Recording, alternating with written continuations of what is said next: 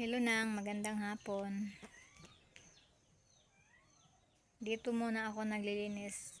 Tinapos ko lang dito ang naiwan kong mga damo na hindi ko pa nalinis. Kaya tinapos ko na dito ang paglilinis ng mga damo at saka mga tuyong dahon.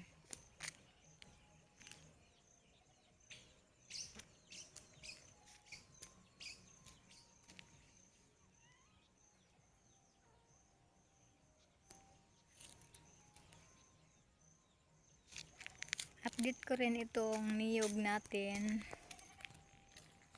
Tingnan mo na.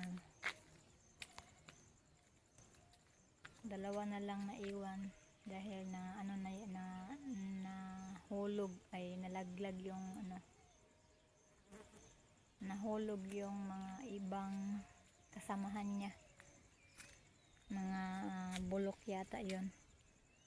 Tsaka ito, sana ay hindi na ito mahuhulog. Sayang kasi. Yun.